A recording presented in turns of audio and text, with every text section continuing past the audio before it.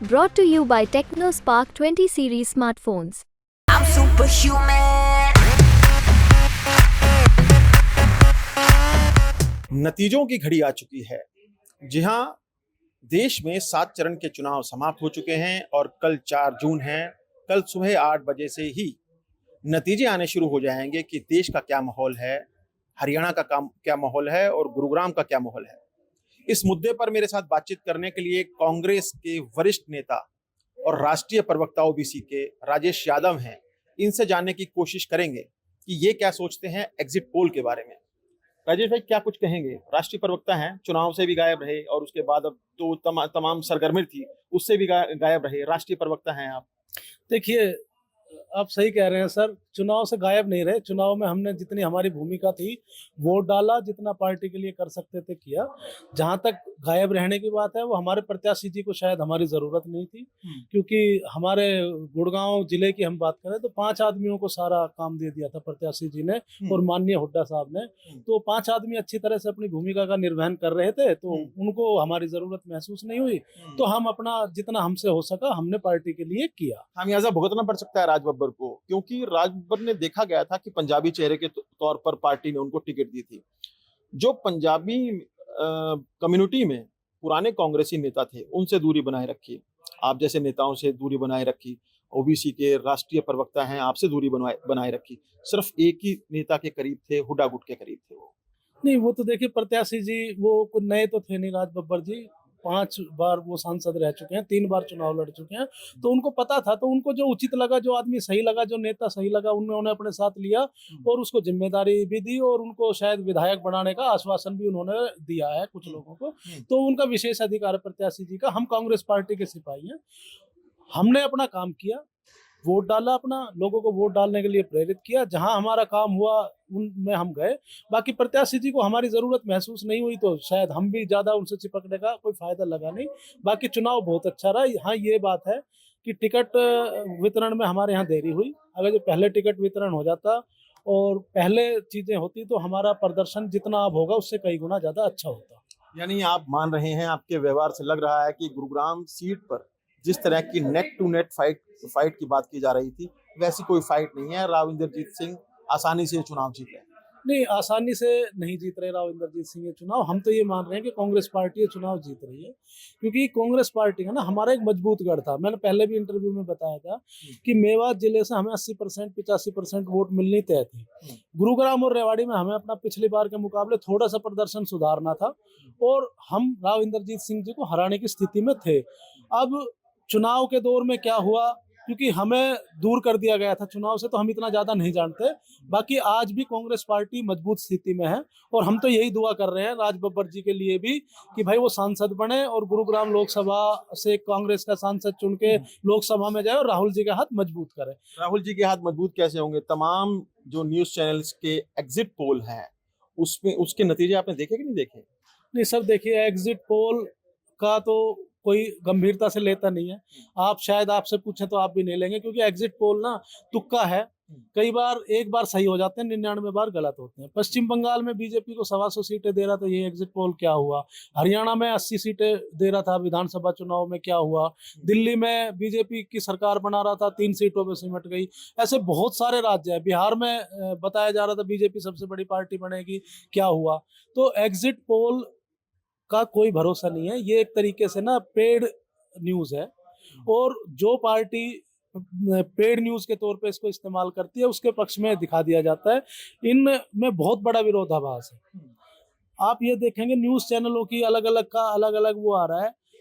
ऐसा है कि 6 बजे पोलिंग बंद हुई है और 5 बजे आपने एग्जिट पोल के आंकड़े जारी कर दिए। जहां जिन 57-58 सीटों पे पोलिंग हुई है, वहां का आपको कैसे पता चल गया कि कौन किसको वोट देने वाला है? राजेश जी, ओबीसी के राष्ट्रीय चेयरमैन हैं, क्या लगता है कि कांग्रेस जिस ओबीसी वोट बैंक की बात कर रही थी भारत जोड़ो यात्रा में, भारत न्याय यात्रा में, उस ओबीसी वोट बैंक को टच करने में कांग्रेस सफल हो पाई? नहीं, देखिए कांग्रेस ने पूरा मुद्दा उठाया राहुल जी ने और जी तोड़ मुद्दा उठाया और उसका शायद ये है कि राहुल जी का जो जातीय जनगणना का मुद्दा था जो संसाधनों के वो हिसाब करने का था कि भाई हम तय करेंगे कि संसाधन कहाँ कहाँ कितने हैं, उसका इम्पैक्ट आया है जमीन पर। और जो संविधान खत्म करने की बीजेपी का षड्यंत्र था, वो राहुल जी ने जो मुद्दा उठाया, आज दलित वर्ग और पिछड़ा वर्ग लामबंद हुआ है कांग्रेस पार्टी के पीछे। लेकिन उसका कहीं ना कहीं ये लगा लीजिए, हमारे गुरुग्राम क्षेत्र में ये हुआ कि जो शहरी वोटर जो आमतौर पे सुस्त रहता था, तो जो आमतौर पे आरक्षण का विरोधी है, जो शहरी इलीट है, जो सोसाइटियों में रहते हैं, उनको ये लगा कि जातीय जनगणना नहीं होनी चाहिए, क्योंकि वो वर्ग हमेशा से इस चीज का विरोधी रहा है, तो उन्होंने भी ज्यादा वोट डाल दिया। उसका परिणाम क्या निकलेगा गुरुग्राम में, वो देखना है। जहां तक बीसीए की बात है, देखिए राज बब्बर जी को जो टिकट मिला है वो बीसी कोटे से ही दिया गया है। वो बात अलग है कि हमें बताया गया कि राज बब्बर जी पंजाबी कोटे से आ रहे हैं, लेकिन असल में वो सुनार जाति से जाती है, जो बैकवर्ड क्लास ए में आता है। तो कांग्रेस ने अपनी तरफ से शायद बीसी बी, हमारे यहाँ जो जनसंख्या सबसे ज्यादा है, यादव मेव जिसमें आते हैं, सैनी जिसमें आते हैं, तो हमारे यहाँ करीब करीब ये लगा ली 40% 45% बीसी बी की जनसंख्या थी।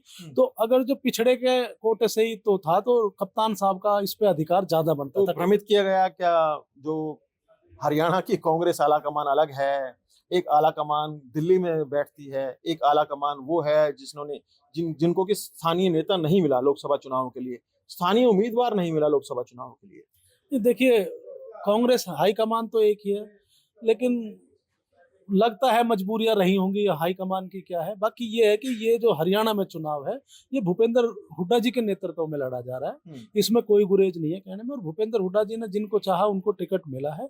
अब अगर जो हम तो ये कह रहे हैं कि हम 10 की 10 सीटें हरियाणा में जीत रहे हैं, और उस जीत का श्रेय, और खास तौर पे गुरुग्राम की लोकसभा सीट पे जो हम जीत रहे हैं कांग्रेस पार्टी के हमारे राज बब्बर जी, उसका पूरा श्रेय सिर्फ और सिर्फ भूपेंद्र हुड्डा जी, और उन्होंने गुरुग्राम जिले के जिन 5 आदमियों की ड्यूटी लगाई थी उनको जाएगा।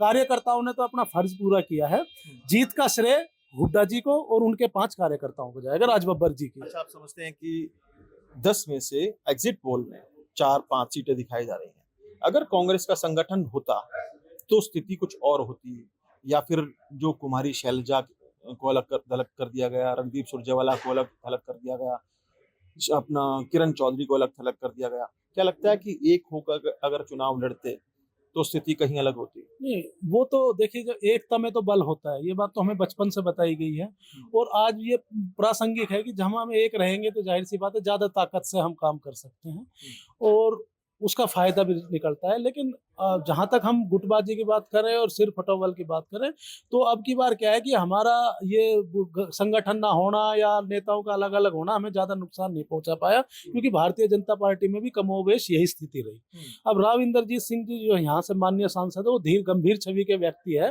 वो आमतौर पर ना तो मजाकिया है, ना वो फालतू बात करते हैं, लेकिन उन्होंने भी अपनी पार्टी के नेताओं को जिस प्रकार से आईना दिखा दिया कि तुम अपने साथ आदमी नहीं लेके आए, और उन्होंने अपने वर्करों को बकायदा अटेली में ये कहा कि भारतीय जनता पार्टी और आरएसएस हमें चुनाव नहीं जिता सकती, हमें तो चुनाव जनता जिताएगी और हमारे कार्यकर्ता जिताएंगे। तो राव इंद्रजीत सिंह जी भी बीजेपी को कोस रहे थे, उनको दुत्कार रहे थे। बीजेपी के लोग भी लोगों ने भी राव इंद्रजीत सिंह का भितराघात किया है। हम समाज में रहते हमें पता है कि बीजेपी के लोगों ने कहा है कि भाई इनको वोट मत दो, तो वो मुद्दा तो शायद जितना हमें नुकसान पहुंचा रहा था उतना बीजेपी को भी नुकसान को तो भितराघात का सामना करना पड़ा। मेवात के तीनों विधायकों ने राज बब्बर की मदद नहीं की। ऐसी जो सुगबुगाहट है वो पार्टी की तरफ से सामने आ रही है कि मेवात के तीनों विधायकों को भी ये लग रहा था कि नहीं, गुड़गांव लोकसभा का चुनाव है तो गुड़गांव उम्मीदवार भी गुड़गांव लोकसभा का होना चाहिए था। आफ्ताब अहमद ने भी इसका पुरजोर तरीके से विरोध किया, हालांकि विरोध जो है वो धीरे धीरे थम गया। देखिए सर, ये बात बिल्कुल सही है। हर कार्यकर्ता की इच्छा होती है कि जो हमारा उम्मीदवार हो वो हमारे बीच का हो, जिससे हमारा कनेक्ट हो, जिसके पास हम आ जा सके, जो हमारे लिए उपलब्ध हो। दूसरी बात ये है कि राज बब्बर जी जब चुनाव के लिए आए थे तो सबकी इच्छा थी, मतलब उनका किसी को उम्मीद नहीं थी कि भाई गुरुग्राम लोकसभा के साथ भी ऐसा हो सकता है।